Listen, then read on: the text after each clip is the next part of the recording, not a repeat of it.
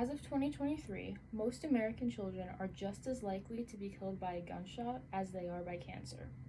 As reported by the CDC, guns are now the leading cause of death in children under 18. While there is no cure for cancer, there is an obvious solution to preventing gun violence in America.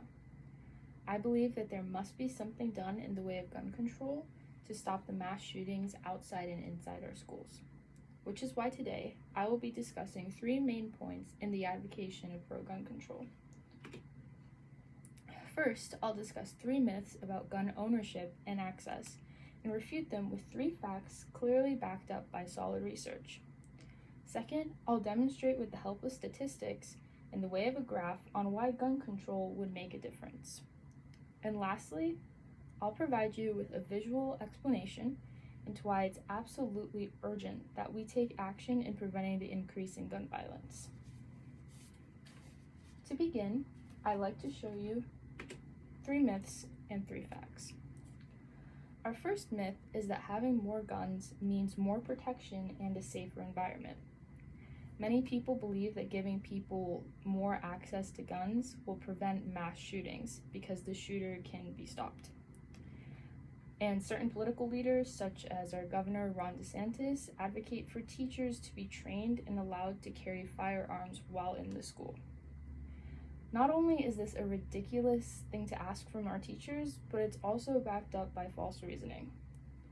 The fact is, there are more guns than people in the United States right now.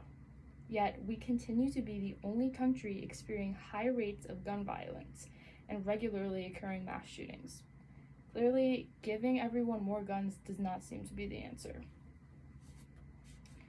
A second myth is that gun control takes away your Second Amendment right. Many people who have no knowledge of anything except tunnel-visioned conservatism are scared of gun control because they think it means they can't own a weapon and protect themselves. They use the Second Amendment as backup in their argument. But what do the facts say? Gun control doesn't take away your right to own a gun. It just makes it harder to get one, which is honestly a small hardship in the end, because if it takes a little bit longer for your permit to go through or for your background check to take place, you should honestly be grateful, because it means someone previously convicted of a violent crime gets his gun permit denied with just some extra background checking. And finally, for our third myth, mass shootings occur because of unchecked mental illness.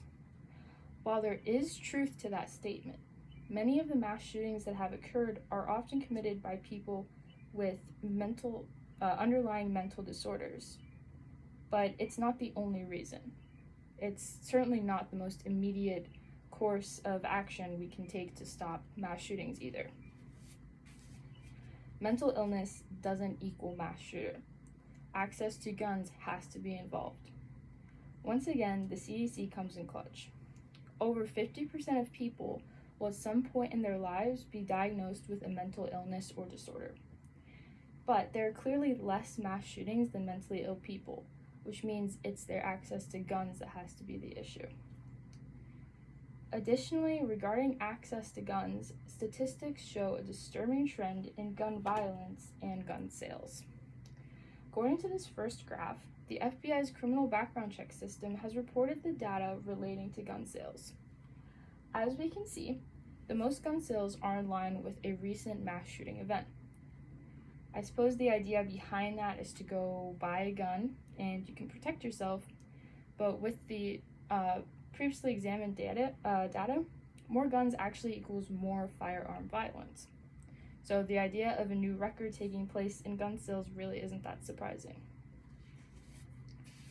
In the second graph, when considering the control of assault rifles or all guns in general, this chart is pretty handy in supporting the argument. While mass shootings are committed with, assault rifles, the kind of gun violence that can occur at any moment is actually with a regular handgun. Therefore, it's imperative that we advocate and convince those in charge that guns are not the answer regardless of type. For my last main point, I want to share a story and experience from when I was younger.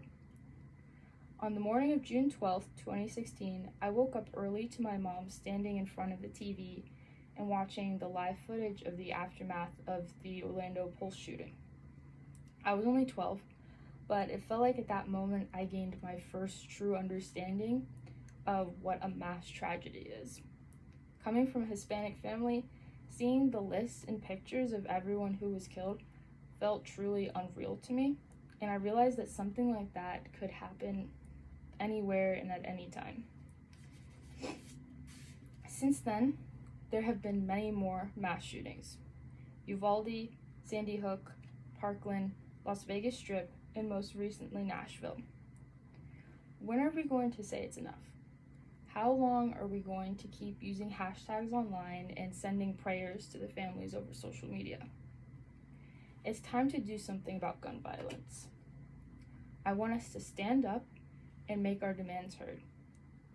That's why you should go advocate. Go and vote for those that are pro-gun control and really make a difference.